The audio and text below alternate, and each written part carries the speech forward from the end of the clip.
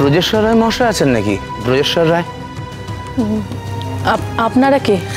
আমরা মানে ব্রজেশ্বর রায় মহাশয়কে একটু খুঁজছিলাম। ও মা, আপনারা এসে গেছেন? কি সৌভাগ্য, কি সৌভাগ্য আমাদের। আসুন আসুন আসুন আসুন। পথে কোনো অসুবিধা হয়নি তো? আমরা অনেকক্ষণ ধরে আপনাদেরই পথে বসেছিলাম। মাসিমা, এনারা আমাদের বিশেষ পরিচিত। মা, ওনাদের তুমি ভিতরে নিয়ে গিয়ে বৈঠকখানায় বসো, আমি মিনাকে এক্ষুনি তৈরি করে নিয়ে আসছি।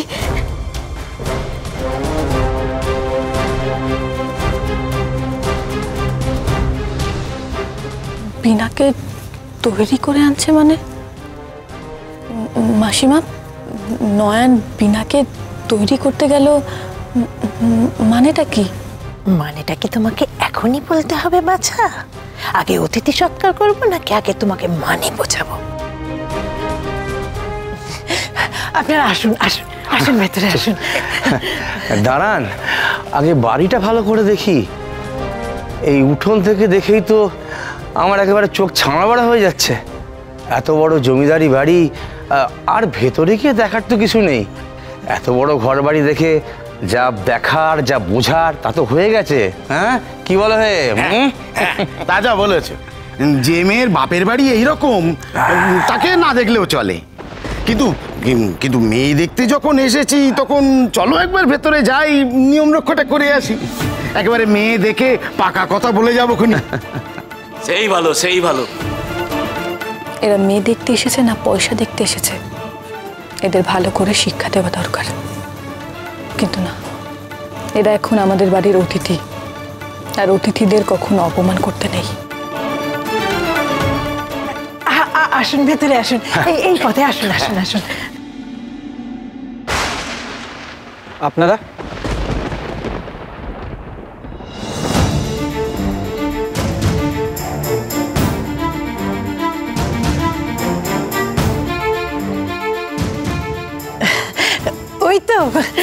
ওই তো মেয়ের বাবাও এসে গেছে। এসো বাবা ব্রজেশ্বর, তুমি এসো।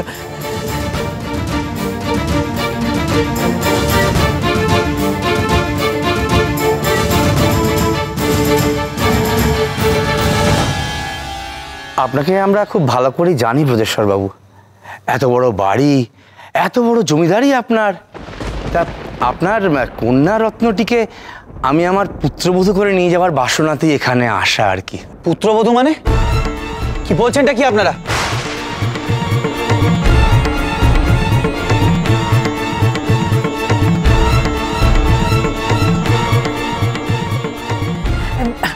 আসলে কি, আমার বাবা জীবনের বড্ড কাজের চাপ, সকালের কথা বিকেলে ভুলে যায়। আপনার ভেতরে চলুন। এসো বাবা ব্রজেশ্বর, তুমিও ভেতরে এসো, ওনাদের সঙ্গে আলাপ পরিচয় করো, সব কিছু তোমার কাছে পরিষ্কার হয়ে যাবে। চলুন চলুন, ভেতরে চলুন। তুমি এসো বাবা ব্রজেশ্বর, এসো। ওনারা আমাদের অতিথি। আপনি নিশ্চয়ই ভুলে যাননি, অতিথি নারায়ণ হয়। নয়নায় নয়নের মায়ের নিমন্ত্রণে যখন ওরা এসেছেন তখন নিশ্চয়ই কোনো কারণ আছে। আপনি যান, ওদের সাথে ঘরে গিয়ে ভালোভাবে কথা বলুন। আমি একটু পরেই আসছি। আজ অবধি এই বাড়িতে অতিথি সৎকারে কোনো ত্রুটি থাকেনি, আজও থাকবে না। আমি ওদেরকে নয়, কেবল তোমাকে বিশ্বাস করি প্রফুল্ল, কারণ আমি জানি তুমি থাকলে কোনো অঘটন হবে না। আপনি ভেতরে যান, আমি বিনার সাথে দেখা করেই আসছি।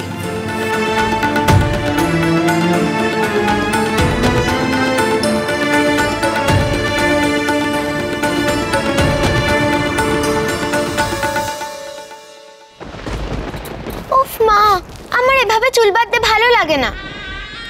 ভালো লাগা না লাগা সব পরে হবে, এখন যা করছি করতে দে। তোকে কিসে সুন্দর লাগে তা তোর জানা নেই।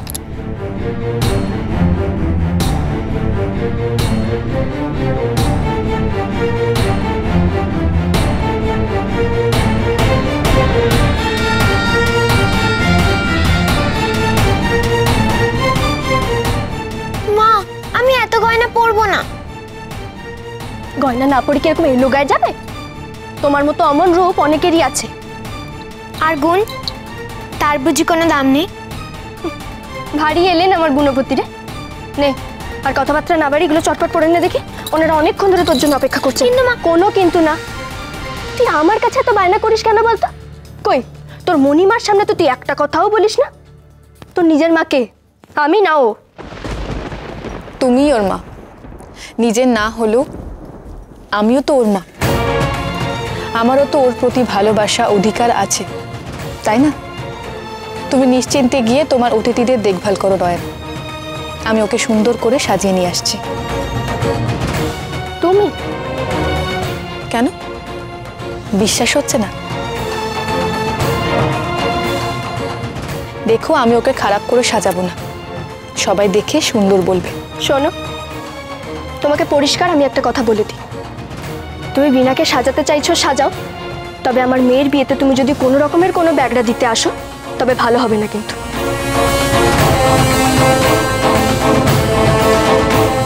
আমি এই বাড়িতে কুরুক্ষেত্র বাঁধিয়ে ছাড়বো। তোমাকে কুরুক্ষেত্র বাঁধাতে হবে না নয়, তুমি ওর মা।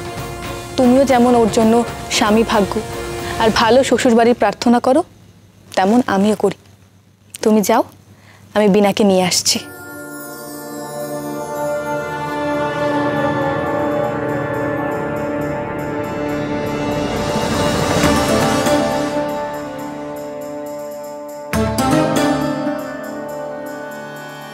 বিনা, তুই তৈরি হয়ে থাক।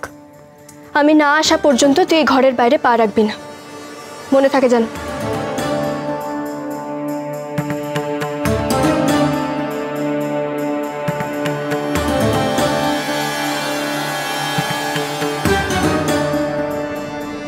পূর্ণিমা, আমি এই বিয়ে কিছুতেই করব না। তুমি আমাকে রক্ষা করো না।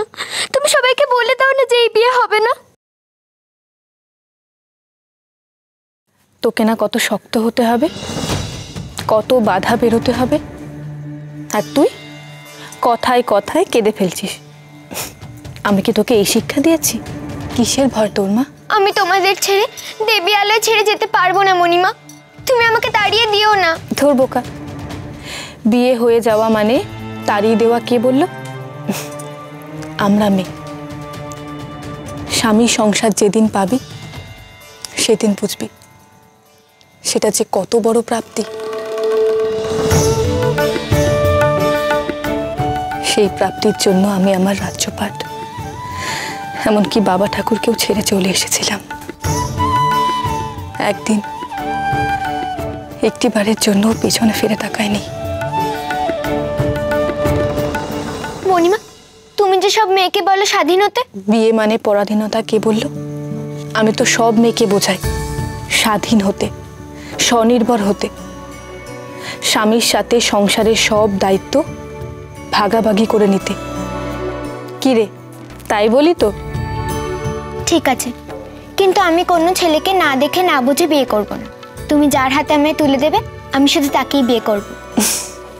আচ্ছা বেশ, তোর মণিমা তোকে কথা দিল, এমন ছেলের সাথে তোর বিয়ে দেব যাকে তোর পছন্দ হবে, যে তোকে সত্যিকারের ভালোবাসবে, তোর খেয়াল রাখবে, তোর যত্ন করবে, আর তোর গুণের কদর করবে। বুঝলি? এবার হয়েছে, আমি আর তোর বাবা থাকতে কেউ তোকে অন্য জায়গায় জোর করে বিয়ে দিতে পারবে না। নে, এবার চট করে তৈরি হয়ে নে। আর যারা বৈঠকখানায় বসে আছে তারা জানেই না তারা কার বাড়িতে কার মেয়েকে দেখতে এসেছে।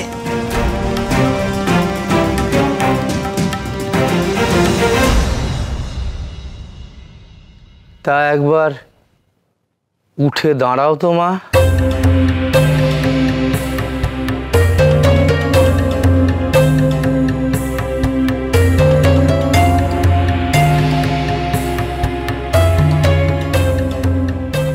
বাবা, মেয়ে যা লম্বা, এ তো আমাদের হাঁদুর সাথে ভালো মানিয়ে যাবে। কি বলো হে? বিলক্ষণ বিলক্ষণ। তা মা, একবার হেঁটে চলে একটু দেখাও তো দেখি।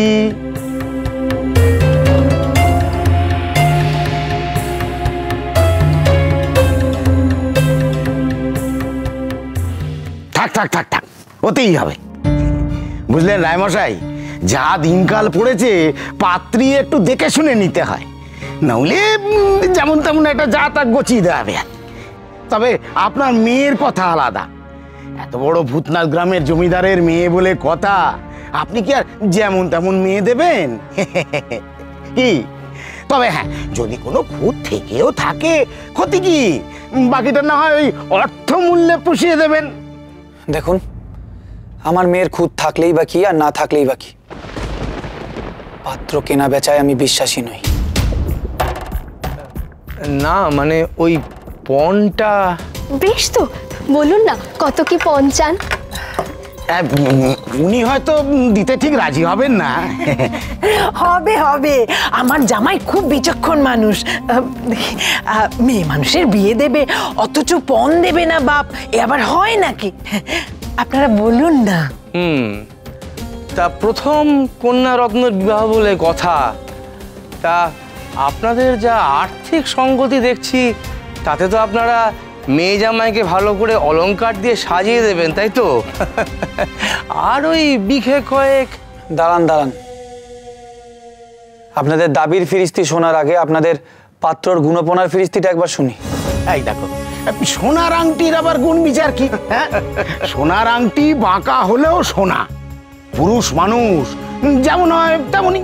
না, সব পুরুষ মানুষ এক ধাঁচের হয় না। মনে তো হচ্ছে পাত্রর কোনো গুণই নেই, তা লেখাপড়া জানে? আমার মেয়ে কিন্তু রীতিমতো লেখাপড়া শিখেছে।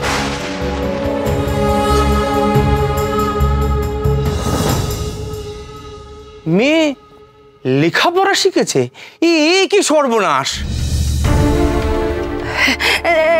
না না, তেমন কিছু নয়, মুখে মুখে শিখেছে, মুখে মুখে। ওই যে যেমন লক্ষ্মীর পাঁচালি বলা, তারপরে মা মনসার মুন্তর, এইসব আর কি।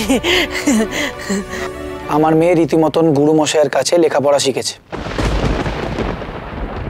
আর তাকে শিখিয়েছে তার বড় মা।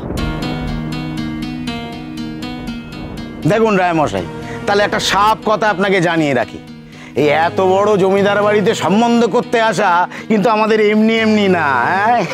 কি দেখুন, আপনার এই জমিদারির একটা অংশ জামাই পাবে, এটাই আমাদের শর্ত। আর তার উপর আপনার মেয়ে আবার লেখাপড়া শিখেছে, সাথে আরো ওই বিঘে 50 দিয়ে দেবেন। দেখুন, আমি স্বেচ্ছায় আপনারা যা দাবি করেছেন তার বেশি আমার মেয়েকে দিতাম, কিন্তু যেহেতু আপনারা দাবি করেছেন, একটি কানা করিও আপনারা পাবেন না।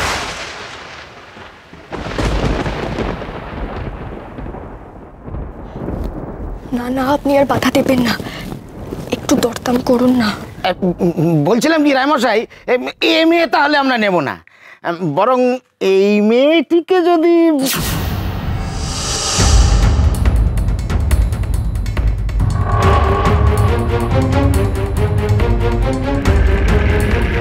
বেরিয়ে যান, এই মুহূর্তে বেরিয়ে যান বাড়ি থেকে। আপনাদের লজ্জা করছে না? একটা মেয়েকে দেখতে এসে আপনার অন্য একজনকে পছন্দ করছেন।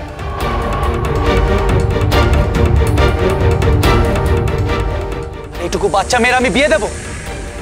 গৌরী দান করি। এতক্ষণ আপনাদের অনেক অসভ্যতা সহ্য করেছি, কিন্তু আর না। যান এখান থেকে, বেরিয়ে যান এখান থেকে। চলো চলো।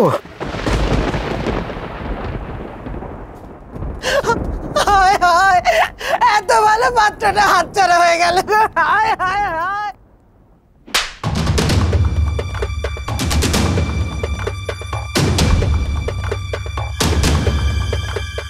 হতচ্ছাড়ি, কে বলেছিল তোকে পাত্রপক্ষের সামনে আসতে? তোর জন্য তোর দিদির বিয়েটা ভেঙে গেল।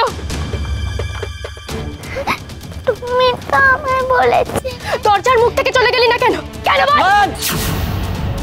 কিন্তু তোমার স্পর্ধা ছাড়িয়ে যাচ্ছ। তুমি কিনা মেয়ের গায়ে হাত তুলছো? তুমি খুব ভালো মতন জানো যে বাচ্চাদের গায়ে হাত তোলা আমি পছন্দ করি না। তুমি ইচ্ছে করে আমার কথার বিরুদ্ধাচরণ করছো।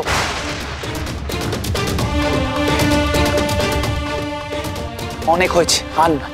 আজ তোমায় ছাড়বো না। এসো তুমি আমার সাথে, এসো তুমি আমার সাথে, এসো বলছি।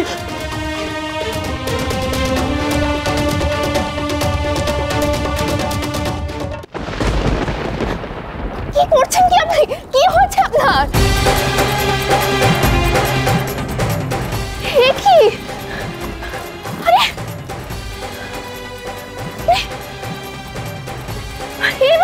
আপনি তো এখনো তুমি বুঝতে পারছো না?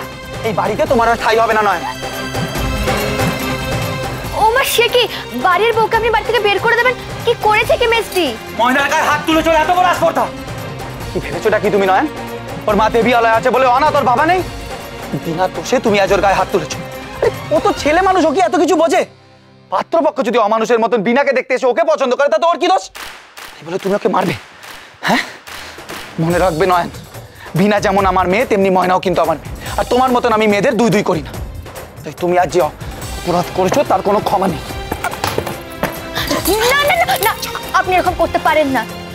মানছি মেজদি অন্যায় করেছে, কিন্তু তা বলে নিজের স্ত্রীকে এভাবে বাড়ি থেকে বের করে দেবেন না। প্রফুল্ল দিদি ফিরে আসলে খুব দুঃখ পাবে। আমি আপনার পায়ে পড়ছি, আপনি শান্ত হন। মেজদি আর কখনো এরকম কাজ করবে না, কখনো না।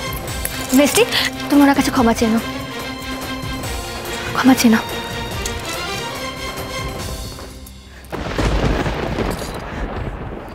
ক্ষমা করে দিন আমায়।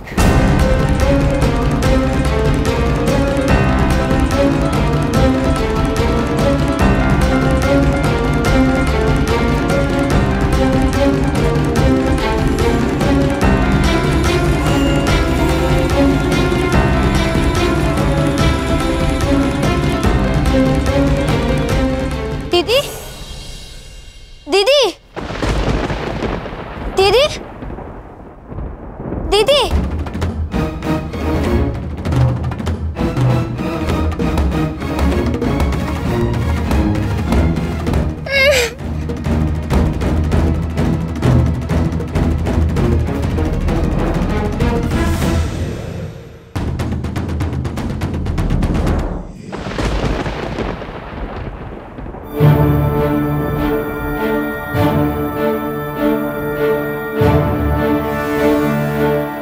দিদি,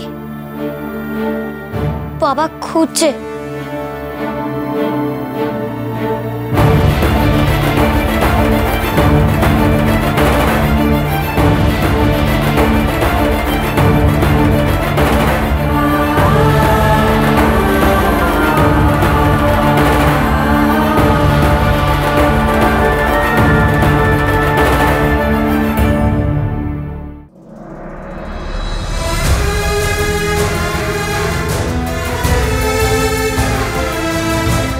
আমি কখন থেকে তোমায় খুঁজছি আর তুমি এখানে?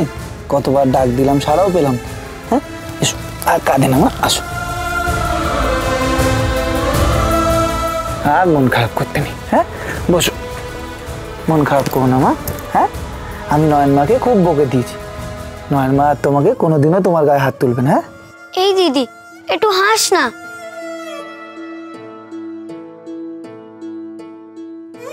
ময়না, তোমার নয়ন মা খুব অন্যায় করেছে, কিন্তু তুমি তো লক্ষ্মী মেয়ে, তুমি আর অমন রাগ করে থেকো না, কেমন? আচ্ছা, নয়ন মায়ের হয়ে আমি তোমার কাছ থেকে ক্ষমা চাইছি।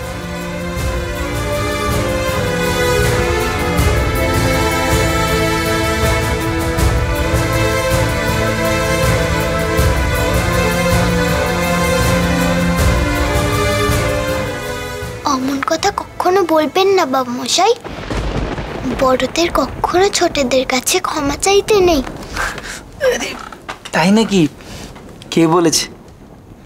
মা শিখিয়েছে।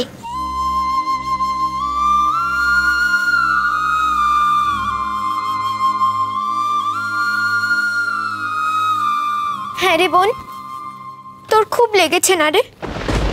না, আমার লাগেনি। তাই বুঝি? তাহলে তুই ওখানে বসে বসে কাঁদছিলিস কেন? এই, তোকে কে বলেছে রে যে আমি কাঁদছিলাম? আমি জানি তুই কাঁদছিলিস। আচ্ছা বাবা, মেয়েরা শুধু প্যান প্যান করে কাঁদে কেন? আমাদের মতন পুরুষ সিংহ হতে পারে না? ভারী এলেন আমার পুরুষ সিংহ। পুরুষ সিংহ? আচ্ছা, তুই যদি সিংহই হোস, তাহলে তোর কিশোর কোথায়? দেখা তো। তুইও মন খারাপ করিস না বিনা। তোর মা যতই বলুক, তোর ইচ্ছের বিরুদ্ধে আমি তোর কিছুতেই বিয়ে হতে দেবো না। তোর মণিমা তোকে যেটা বলেছে সেটাই হবে।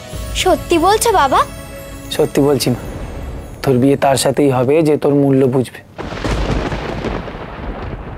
এমন পরিবারে বিয়ে দেবো তোর যারা রায়বাড়ির ঐশ্বর্য দেখবে না, বরং তোর বিদ্যা বুদ্ধি দেখে মুগ্ধ হয়ে তোকে সাদরে বরণ করে বাড়ি নিয়ে যাবে। তোর মণিমা তোর জন্য ঠিক পাত্রই নির্বাচন করবে। আর তাছাড়া তো বিয়ের এখন কোনো তাড়া নেই, অনেক সময় আছে এখন।